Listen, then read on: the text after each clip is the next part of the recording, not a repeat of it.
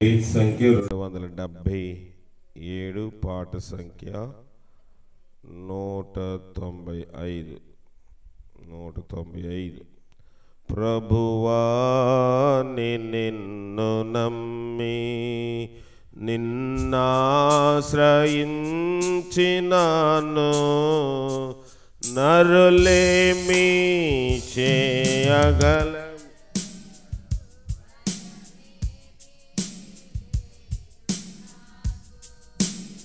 నరులేమి చేయగలరు, భయమేమీ లేదు నా ప్రభువా నిన్ను నమ్మి. గర్విష్ఠులైన వారు నాతో పోరాడుచుండా,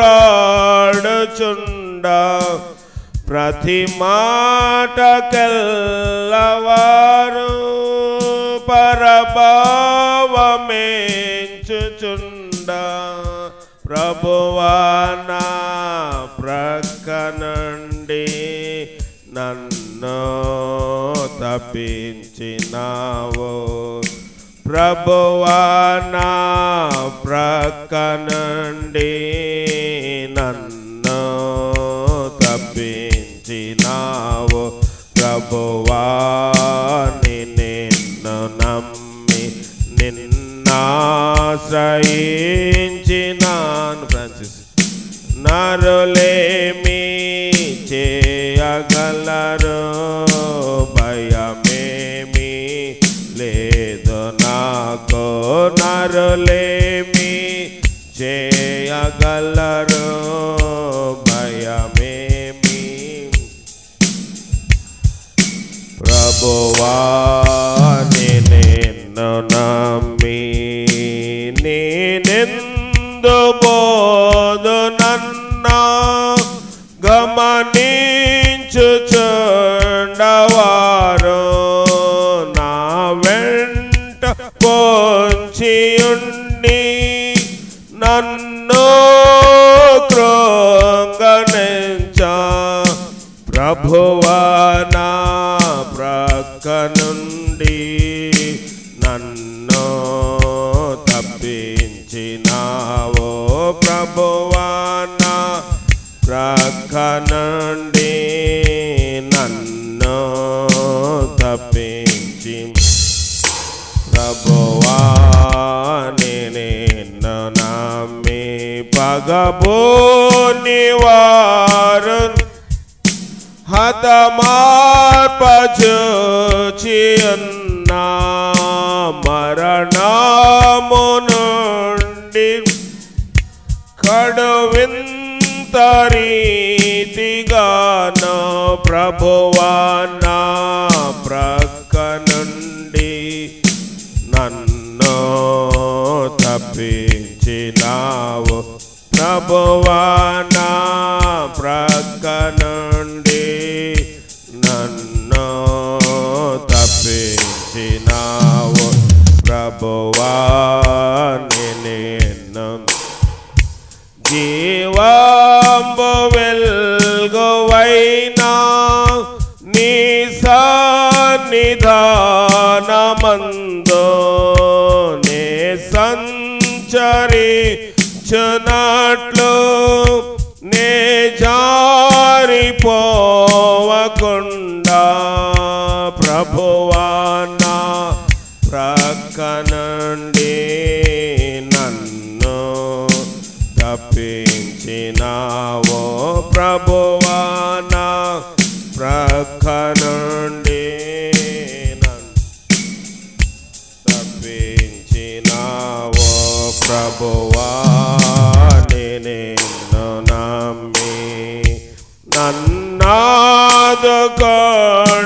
నీవు, నన్నాదరించినావు. కొన్నావు నీవు నన్ను, మన్నించినావు నీ. ఎన్నాళ్ళు బ్రతికియున్ నిన్నే సేవింతుదే, ఎన్నాళ్ళో బ్రతికి అన్నా నిన్నే సేవించు దేవా ప్రభువా, నిన్ను నమ్మి నిన్నాశ్రయించి నరులేమి చేయగలరు, భయమేమీ లేదు. నరులేమి చేయగలరు, భయమేమీ లేదు నాకు ప్రభువా, నిన్ను నమ్మి. ప్రభువైన యేసుక్రీస్తు యొక్క ప్రశస్తమైన నామములో మీ అందరికీ వందనాలు. కూటమి ఏర్పాటు చేసిన సహోదరులు రాము, అలాగే సహోదరి సత్యవతి, అలాగే వారి బిడ్డలకి ప్రత్యేకమైన వందనములు తెలియజేస్తూ ఉన్నాను. దేవుని వాక్యం చూసుకుందాము. మొదటి కొరింథీయులకు రాసిన పత్రిక 15వ అధ్యాయము. మొదటి కొరింథీ 15:33. మొదటి కొరింథీ 15వ అధ్యాయము 33వ వచనం. మోసపోకుడి, దుష్ట సాంగత్యము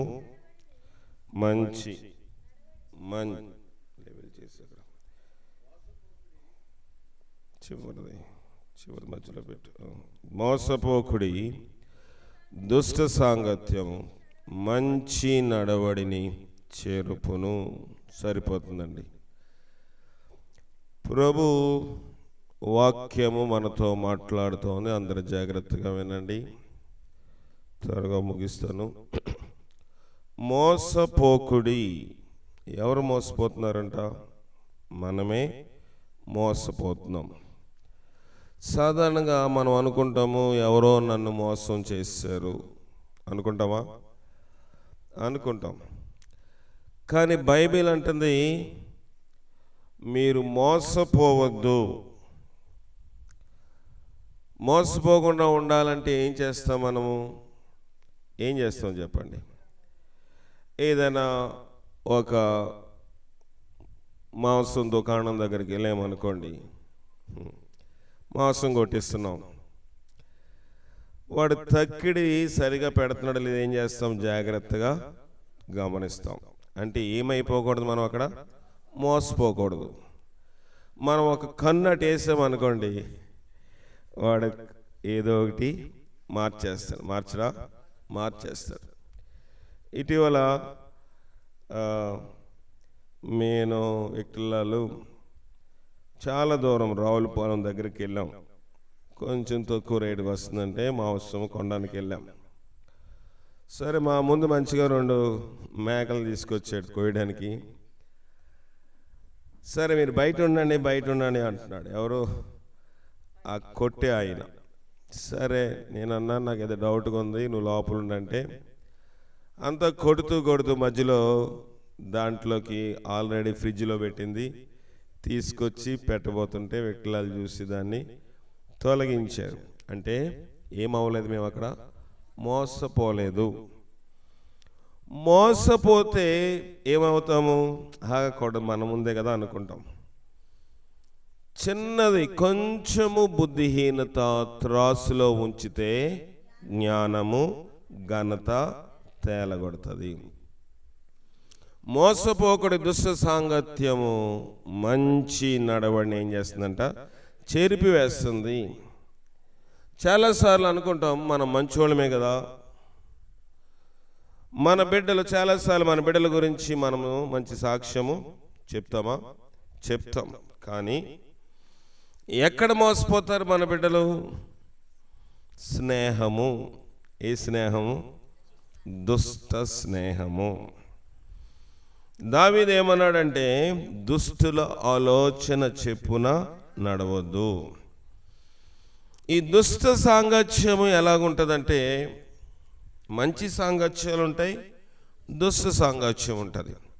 మంచి సాంగత్యము మన బ్రతుకు దినములన్నీ కష్టములో దుఃఖములో మనతో పాటు ఉంటారు. సంతోషమే కాదు, దుఃఖమే కాదు, ఆనందమే కాదు, అన్నిట్లో వాళ్ళు ఏం చేస్తారు? పాలు పంచుకుంటారు. మరి దుష్ట సాంగత్యం ఏం చేస్తుంది? మంచి నడవడిని చెరిపేస్తుంది. మనకు ఒక వృత్తాంతము తెలుసు. ఆ వృత్తాంతంలో ఒక తండ్రికి 2 ఉన్నారంట. ఎవరు? కూతుర్ల కొడుకుల? కుమారులు ఉన్నారు. మొదటోడు ఏం మాట్లాడలేదు, మౌనంగా ఉన్నాడు. చిన్నోడు అన్నాడు, తండ్రి మన ఆస్తి ఉంది కదా, నా వాటా నాకు ఇవ్వన్నాడు. తండ్రి కూడా ఏరా అడుగుతున్నావని ఏమీ అనలేదు. చిన్నోడు అడిగితే పెద్దోడికి కూడా ఆస్తి పంచి ఇచ్చేశాడు. వారికి ఆ తండ్రి వారికి తన ఆస్తిని పంచి ఇచ్చాను అని ఉంటుంది. ఇద్దరికీ పంచిపెట్టేశాడు. బాగానే ఉంది. మంచి కుటుంబంలో ఎరిగినవాడు ఎవరు? 2, పెద్ద కుమారుడు, చిన్న కుమారుడు కూడా.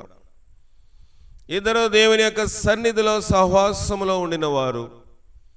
డౌట్ ఏమీ లేదు, ఇద్దరికీ వాక్యం బాగా తెలుసు. అయితే ఇద్దరికీ వాక్యం ఎంతో తెలుసు, లోకము కూడా అంతే తెలుసు. లోక జ్ఞానం ఉండడం మంచిది కాదని నేను చెప్పటం లేదు, కానీ లోక జ్ఞానం చూసినప్పుడు మనుషులకి ఆశ్చర్యంగా ఉంటుంది, కానీ దేవుడు నవ్వుకుంటాడంట. ఈ లోక జ్ఞానము దేవుని దృష్టికి వెర్రితనము. లోకంలో నేను పెద్ద డిగ్రీ చేస్తున్నాను, మనుషులందరూ చప్పట్లు కొడతారు, అబ్బాయి ఈయన పెద్ద చదువుకున్నాడండి, పెద్ద ఉద్యోగము. లోక జ్ఞానము మనుషులకి ఘనతనిస్తుంది లోకంలో, కానీ దేవుని దృష్టిలో అంటాడు, ఈడు ఎర్రోడురా. ఎర్రోడు అని ఎవరంటాము? 5 రూపాయలు ఇచ్చి రూపాయి వస్తువు తీసుకొచ్చి 5 రూపాయలు కూడా కొట్లో విడిచిపెట్టేసినాడు ఏమంటాం? ఎర్రోడు రైడు. 5 రూపాయలు ఇచ్చి రూపాయి వస్తువు కొనుక్కున్న 4 రూపాయల చిల్లర జోబులో వేసుకుని రావాలి కదా అనుకుంటాము. కానీ దేవుడేమన్నాడంటే, ఈ లోక జ్ఞానము నా దృష్టికి వెర్రితనం. ఎందుకంటే నీ విద్య, నీ జ్ఞానము నిన్ను ఏం చేసిందంట? చెరిపివేసింది. లోకములో విద్య లేకపోతే గౌరవం లేదు, ఉంటుందా? చదువుకుంటే నీకు చదివితే నీకు తెలుసు. మన తల్లిదండ్రులు కూడా మనం అలా మాట్లాడేస్తాం. పిల్లలు ఇప్పుడు చదువుకుంటారు, యవనస్తులు, నువ్వు చదువుకున్నావా, నువ్వు 5వ తరగతి, నువ్వు 10వ తరగతి, నీకేం తెలుసు? విద్య లేకపోతే తల్లిదండ్రులని యవనస్తులు బిడ్డలు చులకనగా మాట్లాడతారు. కానీ నీ విద్య అంటున్నాడు దేవుడు, ఎర్రడువా అంటున్నాడు దేవుడు. నేను కూడా ఎక్కువ చదువుకున్నావాడిని, నన్ను కూడా దేవుడు ఏమంటాడు? వెర్రివాడా అంటాడు. కనుక ఈ లోక జ్ఞానము దేవుని దృష్టికి వెర్రితనము.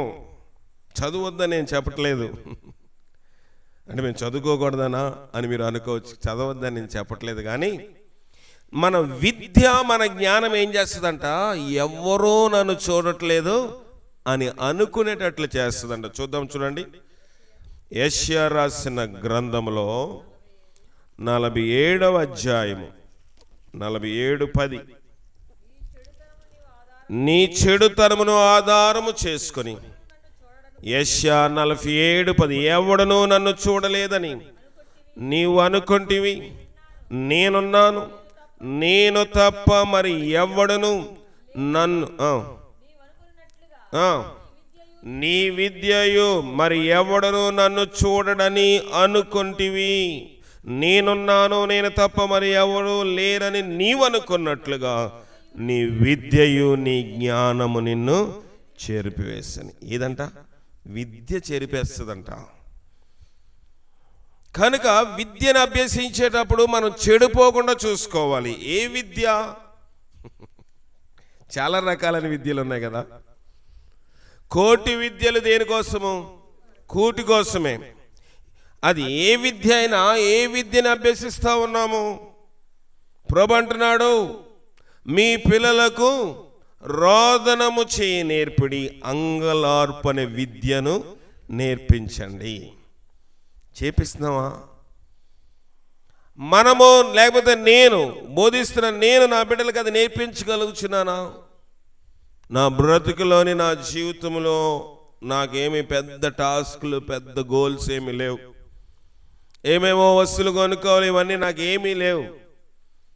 యెహోషువ ఒక మాట్లాడినాడు, నేను నా ఇంటి వారు యెహోవాను సేవించేదము. చాలది. ఇక్కడ ఎలా కలిసి ఉన్నామో, ఇక్కడ ఎలా సంతోషంగా ఉన్నామో, పరలోకములోని నీ ఇంటి వారందరూ రక్షణ వాడలో ఉండాలి. నోవహు ఏమి చదువుకున్నాడా? లేదు కదా. తన ఇంటి వారందరి కోసం ఒక రక్షణ వాడను నిర్మాణము చేసుకున్నాడు. ఇంటివారు ప్రపంచంలో ఎవ్వరికి లేని ధన్యత నోవహు సంపాదించుకున్నాడంటే దేనికి దూరంగా ఉన్నాడు? దుష్ట సాంగత్యానికి దూరంగా ఉన్నాడు. ఆ తరము వారు అంటే లోకమంతా చెడిపోయింది. చాలాసార్లు అంటాము చుట్టుపక్కల వాతావరణం అలాంటిదండి, ఏం చేస్తాం అంటామా? కానీ ప్రభు దాని సాగ్గా ఏమీ తీసుకోడు. అది కారణము కాకూడదు. భక్తులను దేవుడు బైబిల్లోని వారి చరిత్రను మనకి నిదర్శనంగా దర్పణంగా చూపిస్తున్నది ఏంటంటే, చాలామంది ఇంట్లో వాళ్ళు కానివ్వండి, బయటలో వాళ్ళు కానివ్వండి, చుట్టుపక్కల ఉన్నవారు కానివ్వండి, అందరూ చెడిపోయిన వారు అయినప్పటికీ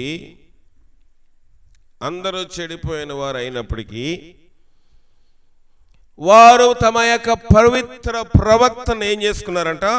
కాపాడుకున్నారు. ఎవరో తమ ప్రవక్తను చెరిపివేసుకోలేదు. యేసేపు యవన కాలమందు తన ప్రవక్తను కాపాడుకున్నారు. అన్నలందరూ, మిగతా 10 మంది ఒక జట్టు, ఈయనొక్కడే ఒక జట్టు. అవునా? వారి దుష్ట ప్రవక్తనలో ఎన్నడూ యేసేపు ఏకీభవించలేదు. ఇంకా చాలా మంది ఉన్నారు. బైబిల్లో మనం చూస్తే లోకమంతా ఒక జట్టు అయిపోయింది. దేశమంతా ఒక జట్టుగా ఉన్నారు. దానియేలు ఒక్కడే మిగిలిపోయాడు దేశంలో ప్రార్థన చేసేవాళ్ళు. వీడిని ఎలాగని ఇరికించాలి, వీడిని ఎలాగ పాడు చేయాలి, వీడు మనతో కలవడు. సాయంకాలం మన విందుల్లో వీడు ఏం చేయడు? కలవడు. దానియేలు కలిసేవాడు కదా. మిగతా ప్రధానులు అందరూ సాయంకాలం అయ్యేటప్పుడు విందు చేసుకునేవారు. మంచి భోజన పదార్థాలు ఏర్పాటు చేసుకుని భోజనాలు అన్నీ ఏర్పాటు చేసుకునేవారు. వారు విందులోని దానియేలు ఎన్నడూ కలవలేదు. అది వాళ్ళకి నచ్చలేదు. సరే, ఆడు భక్తి ఏదో ఆడు చేసుకుని వదిలేద్దాం అనుకున్నారా? వదలలేదు. వీడిని ఎలాగైనా బిగించాలి, ఉక్కిరి బిక్కిరి చేయాలి, వీడు భక్తి కదా ఇప్పుడు తెలుస్తుంది అనుకున్నారు. దానియేలుకు తగిన శాశ్వతము జరగాలి అంటే తగిన శాసనము సంతకము చేయించాలి.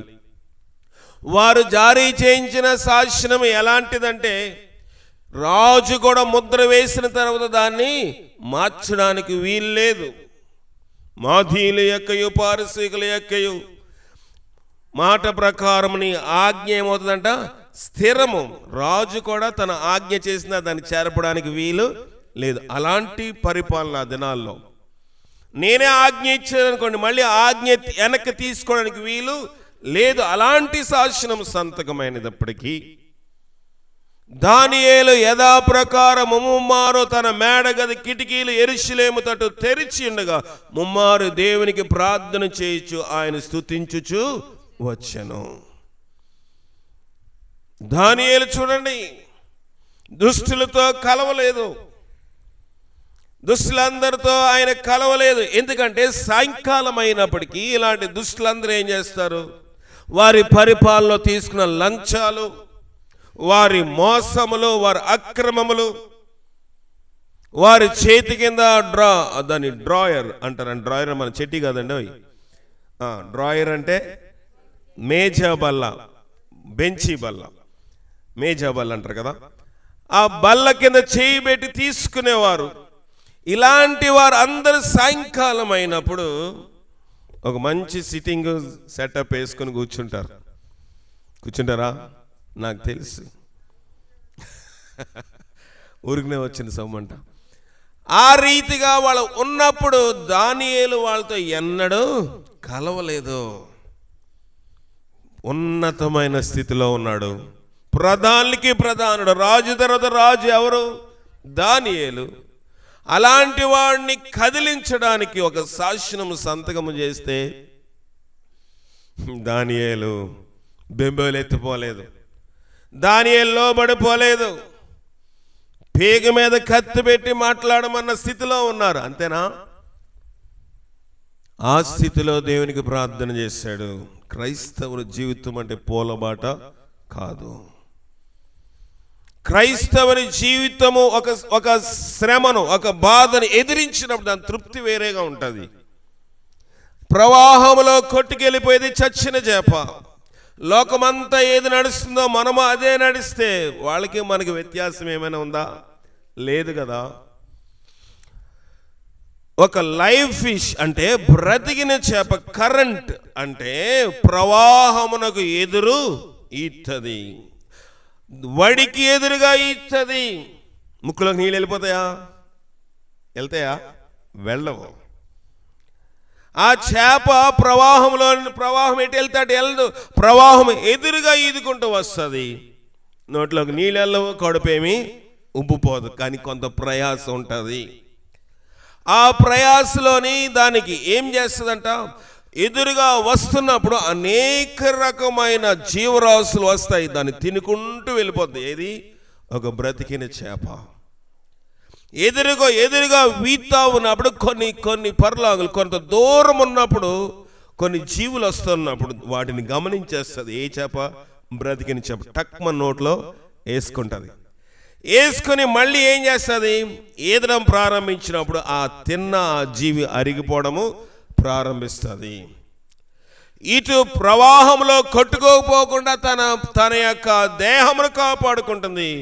అదే సమయంలో ఆహారము కూడా సంపాదించుకుంటూ ముందుకు వెళ్ళిపోతుంది.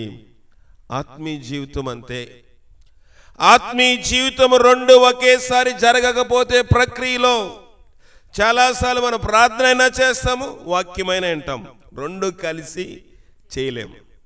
చేయగలమా? మనము ఎంత ప్రసంగం చెప్పండి, మీరు వింటారు.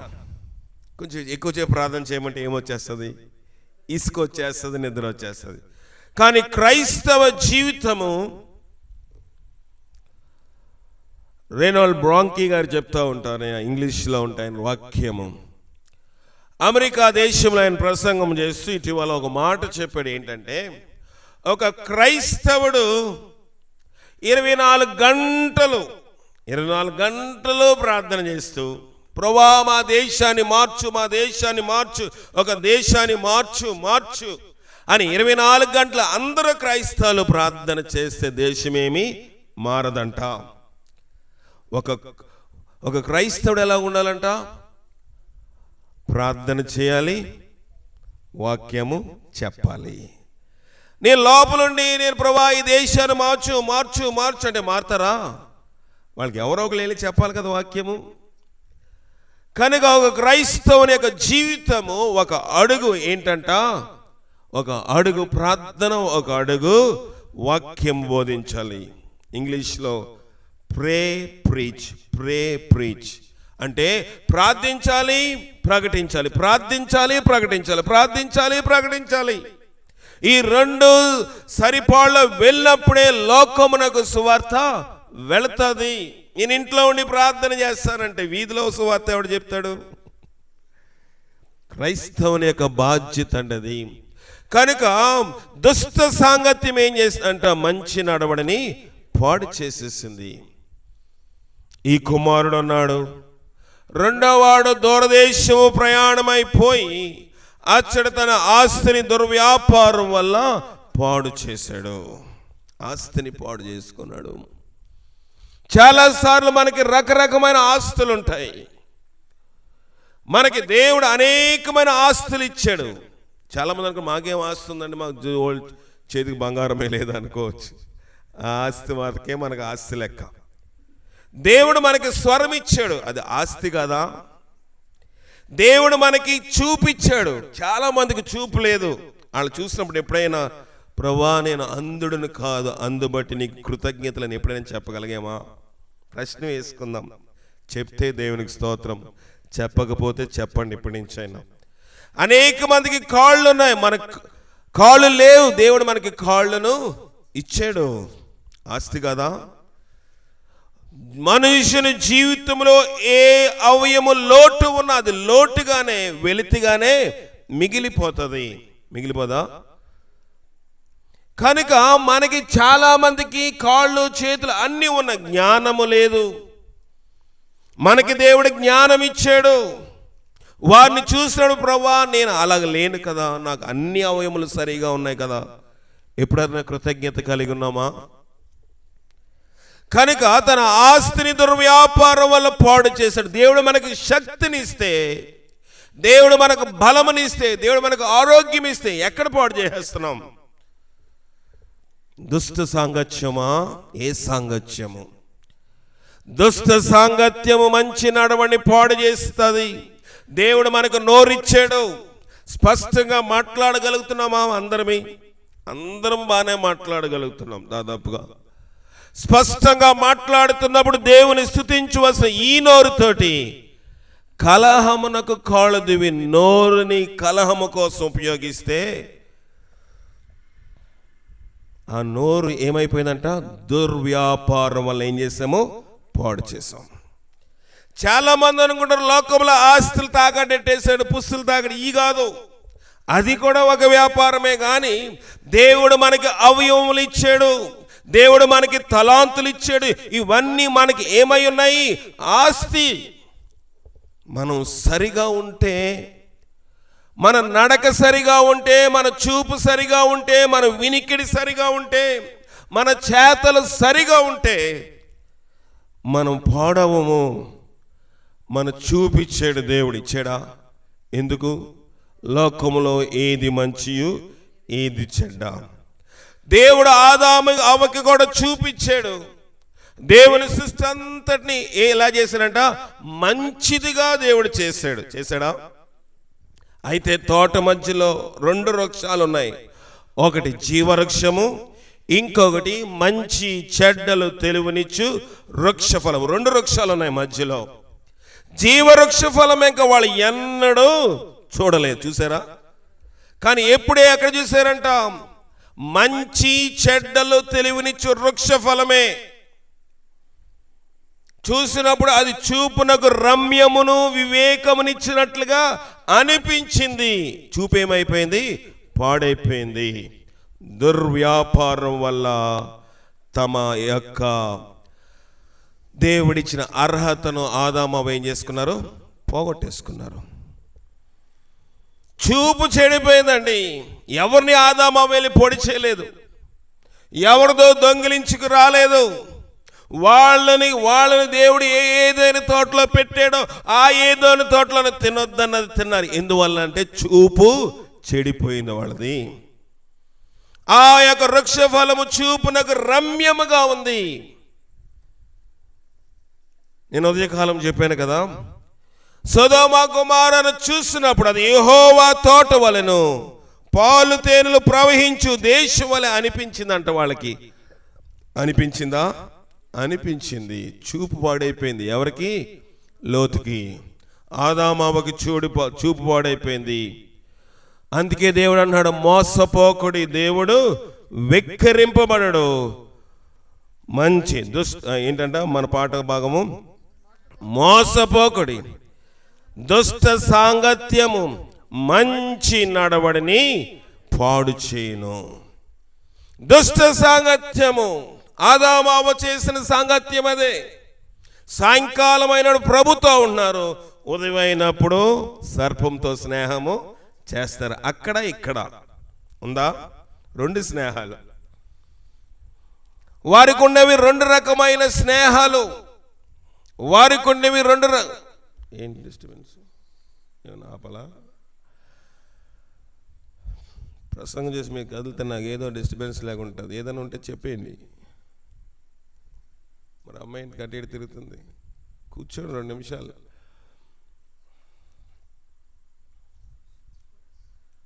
దేని గురించి చెప్తున్నాను? మోసపోకుడి దుష్ట సాంగత్యము మంచి నడవడిని చెరిపివేను. ఆదాము యొక్క సాంగత్యము దేవునితోటే, అవునా?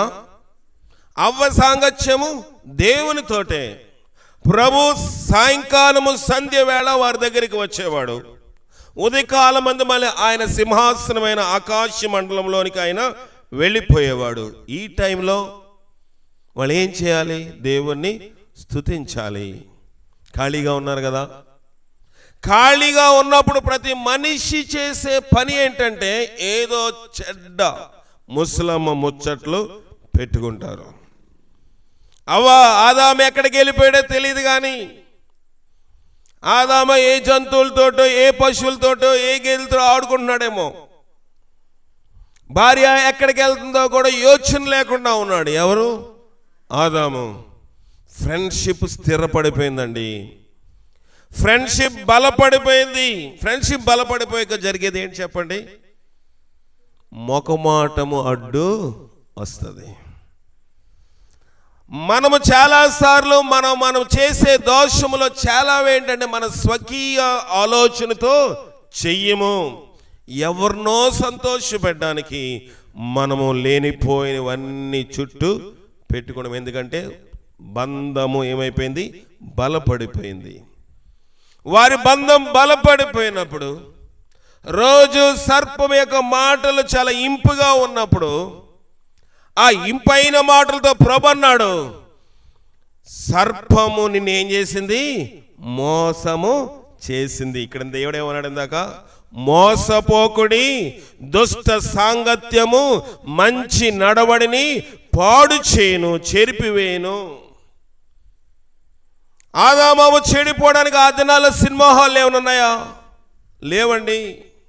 ఆ దినాల్లో కళ్ళు దుకాణాలు ఉన్నాయా? బ్రాందీ కొట్లు, లేకపోతే వ్యభిచారము చేసే వేశ్యాగృహాలు ఉన్నాయా? ఏమీ లేవు. స్నేహము చేయడానికి పశువులు తప్ప ఎవరు లేరు. కానీ మాట ఎప్పుడైతే వారి చూపు పాడైపోయిందో వారి స్నేహము కూడా పాడైపోయింది. సాయంకాలము దేవుడు, ఉదయకాలము సర్పము. సాయంకాలము దేవుడు, ఉదయకాలము సర్పము. మనమంతే అలాగే ఉన్నామా? ప్రశ్న వేసుకుందాము. దేవుని సంధికి వచ్చినప్పుడు దేవుడు, దేవుని బిడ్డలు వచ్చినప్పుడు దేవుడు, మిగతా శేష జీవితంలో, మిగతా మన బ్రతుకు కాలంలోని ఎవరితో సాంగత్యం చేస్తున్నాం?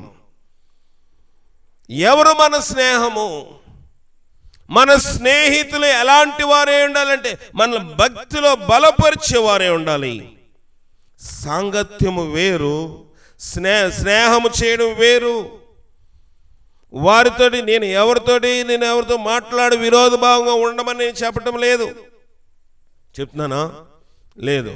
కానీ స్నేహము మొకమాటం తీసుకొస్తుంది. స్నేహము మొకమాటమునకు తీసుకుని వస్తుంది. ఒక ప్రాంతంలో దేవుని సేవకులు నా తండ్రి చెప్పేవారు ఉపమానము. ఒక ప్రాంతంలో ఒక ఇంజనీర్ ఉండేవారంట. ఇంజనీర్ ఉంటే ఆయన సముద్రంలో పెద్ద మార్గం వేయాలి. చాలా చాలా ఏమున్నాయి మధ్యలోని? రాళ్ళు ఉన్నాయి, పెద్ద పెద్ద రాళ్ళు, పెద్ద పెద్ద పర్వతములు లోపలోని ఆ అంతర్భాగంలో ఉంటే ఆ బండలను పగలగొట్టడానికి బ్లాస్టింగ్ వాడేవారు. కాంట్రాక్టర్లు వచ్చి అన్నారంట, ఇంజనీర్ గారు మా ప్రతి బిల్లు మీరు ఏం చేస్తున్నారు? శాంక్షన్ చేస్తున్నారు కదా, మీకు కొంచెం లంచం ఇస్తాం. ఏమీ వద్దు. అయ్యా మేము లంచం ఇస్తామండి, తీసుకోండి. మీరేం అడగలేదు. వద్దయ్యా, దినములు గడిచిపోయాయి, సంవత్సరాలు గడిచిపోయాయి, మీరు లంచం ఇవ్వకపోయారు. ఈ మార్గం ఇక్కడి నుంచి ఇక్కడికి 5 బాంబులు వాడాలి. 3 బాంబుల్లో అయిపోతుంది. 2 బాంబులు మీరు అమ్మేయండి, మాకే అమ్మేయండి, మళ్ళీ తిరిగి ఆ డబ్బులు మీకు ఇస్తాము. కానీ 5 బాంబులు వాడినట్లుగా మీరు రికార్డు రాయండి. 3 బాంబులతో ఈ పని అయిపోతుంది. 2 బాంబులు మీరు ఇంటికి తీసుకెళ్ళిపోండి. ఎవరో ఒక వ్యక్తిని ఇంటికి పంపిస్తాము, వాటిని మీరు ఏం చేయొచ్చు? మళ్ళీ మాకు ఇచ్చేయచ్చు. వద్దయ్యా, నేను దేవుని నమ్ముకున్నాను, నేను అలాంటి పని చేయను. దినములు గడిచే, సంవత్సరాలు గడిచేయి. వారిలోని స్నేహభావం ఎక్కువైంది.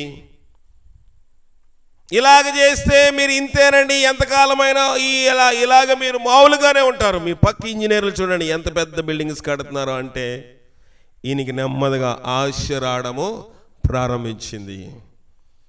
3 బాంబులు అక్కడ వాడేవారు సముద్రంలో, 2 బాంబులు తీసుకుని ఇంటికి వచ్చేసేవాడు. దాన్ని కొన్ని వేల రూపాయలు, కొన్ని వందల రూపాయలకి అమ్మేవారు. సాయంకాలానికి మంచి డబ్బులు చేతిలో ఉండేవి. దినములు గడిచిపోతున్నాయి. ఒక దినమంది వాళ్ళు రాలేదు. బాంబులు ఎక్కడున్నాయి? జోబులోనే ఉంచాడు. మధ్యాహ్నం భోజనంకి వెళ్ళాడు. ఆ సిల్వ కొయ్యకి, ఆ హ్యాంగర్కి ప్యాంటుని తగిలించి నిద్రపోయాడు. సాయంకాలమై 3 గంటలకి ఆ 2 బాంబులు పేలిపోయాయి.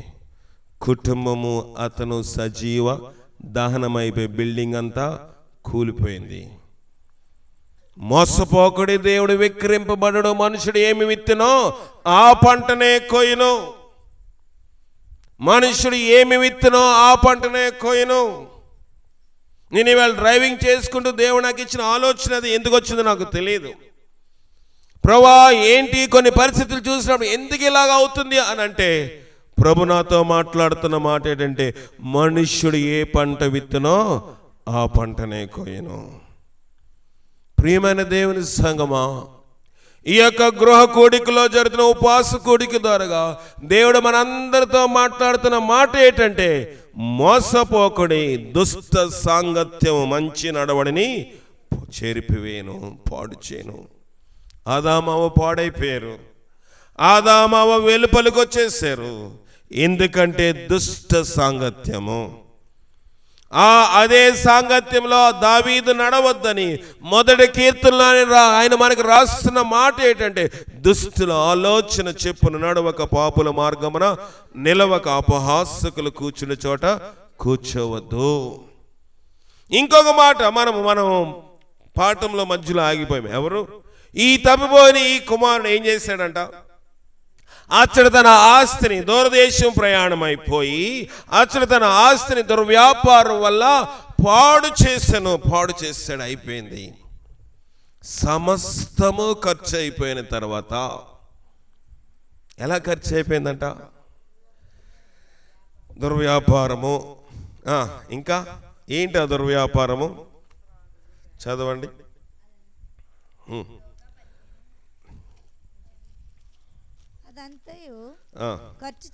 అదంతా వద్దు. 15వ అధ్యాయము ఎలా ఖర్చు చేశాడో చూద్దాం. 30వ వచనము. అయితే నీ ఆస్తిని వేశ్యలతో తినివేసిన ఈ నీ కుమారుడు రాగానే నేను వీని కొరకు క్రొవ్విన పశువు వధించితివని చెప్పాను. సరిపోతుందండి. అతడు ఏం చేశాడంట? నీ ఆస్తిని వేశ్యలతో ఏం చేశాడు? తినేశాడు. అంతేనా? ఏ వ్యాపారం చేశాడు? దుర్వ్యాపారం చేశాడు. ఈయనకు ఒక వ్యసనం ఉండింది. ఏంటంటే వేశ్యల దగ్గరికి వెళ్ళే వ్యసనము. మనకే వ్యసనం ఉందో నాకు తెలుసు, మీకే వ్యసనం ఉందో మీకు తెలుసు. ఇతడు తన ఆస్తిని, దుర్వ్యాపారం అంటే వేశ్యలు జోలికి పోయాడని చెప్తుంది. ఎంతమంది దేనికి ఎడిక్ట్ అయిపోయి ఉంటున్నారు నాకు తెలియదు. పెద్దలు కానివ్వండి, చిన్నలు కానివ్వండి, సెల్ ఫోన్లు ఏం చూస్తున్నారు? ఇటీవల ఒక ఆయన ఫోన్ తీసుకుని చూస్తే ఏంట్రా నేను ఎవరు ఫోన్ చూస్తున్నాను చూస్తే నా ఫోన్ కాదులే అనుకున్నా. చూస్తే చూడకూడని దృశ్యాలన్నీ ఆ హిస్టరీలో కనబడుతుంటే ప్రభువా అని భయం వేసింది. లోకమే రీతిగా వెళ్ళిపోతుంది ప్రభువా. దేనికి ఎడిక్ట్ అయిపోతున్నారు? దేనికి బానిస అయిపోతున్నాము? మనకేంటి? త్రాగుడికి బానిస అయిపోయినాడు, వ్యభిచారం బానిస అయినాడు, దొంగతనం బానిస అయిపోయినాడు. మనం పెద్ద భూతద్దంలో చూస్తాం. సెల్ ఫోన్కి ఎంతమంది ఎడిక్ట్ అయిపోయినారు? గంటల తరబడి సెల్ ఫోన్లే మునిగిపోయి చాలా భయంకరమైంది. ఒక చిన్న రీల్ చూద్దాం అనుకుంటాం, అంతేనా? అయిపోద్ది నిమిషం వెళ్ళిపోతూ ఉంటే ఎన్ని నిమిషాలు వెళ్ళిపోద్ది?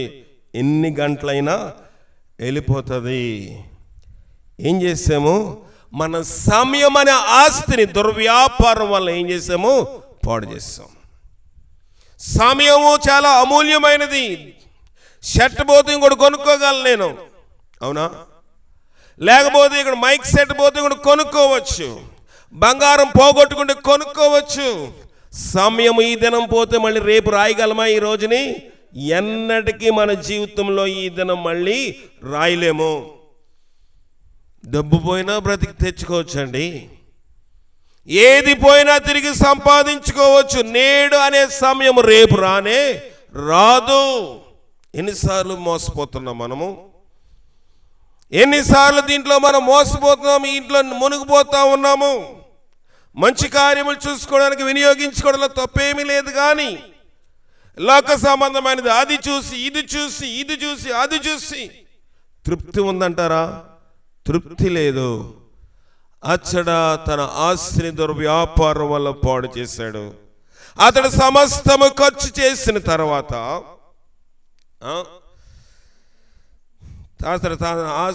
చూడండి,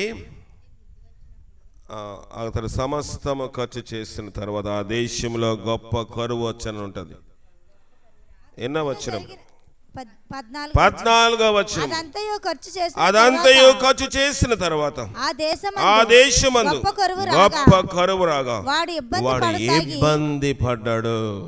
రోజులన్నీ ఒకేలాగా ఉంటాయి అనుకున్నాడు ఈయన. అనుకున్నాడా?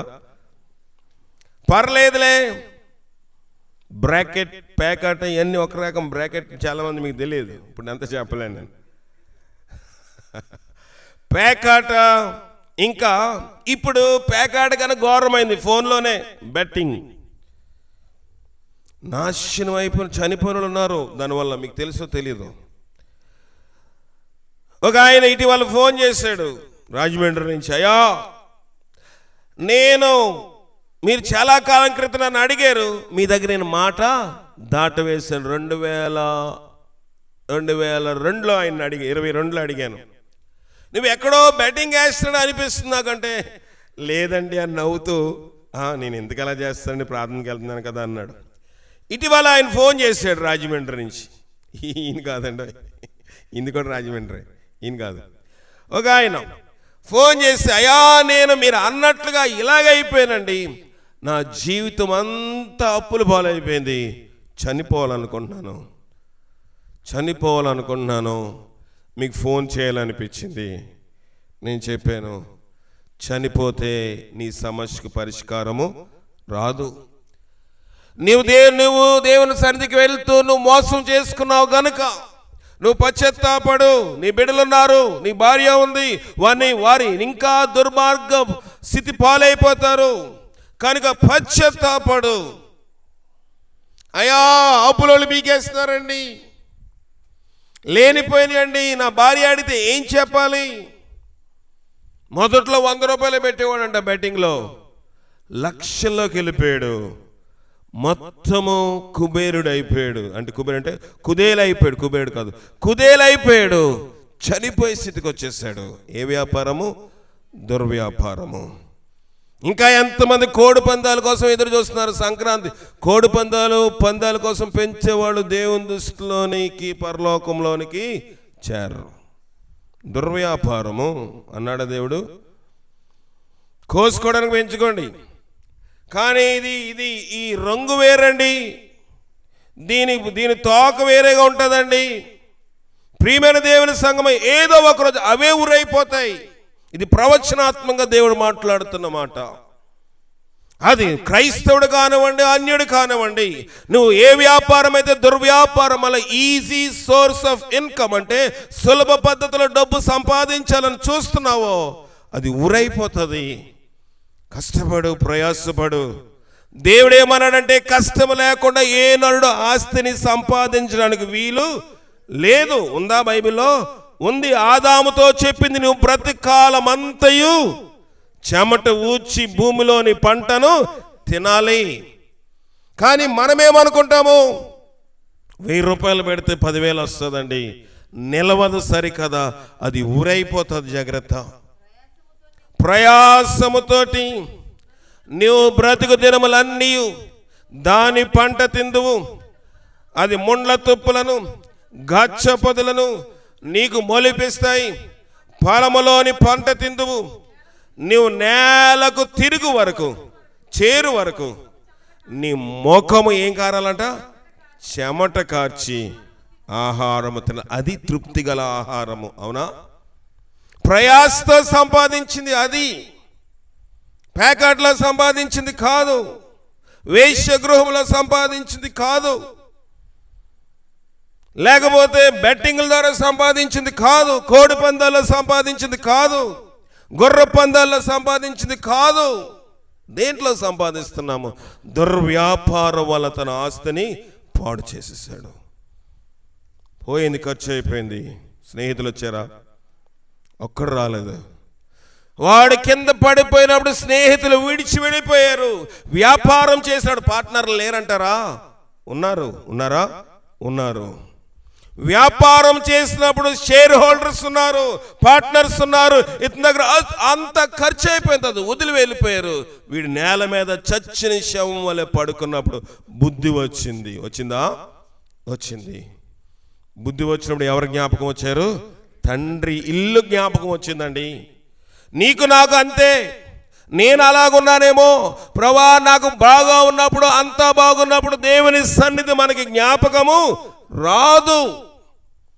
ఖర్చు అయిపోయిన తర్వాత, బాధ వచ్చిన తర్వాత ప్రభా ప్రభా అని పరిగెడతాము.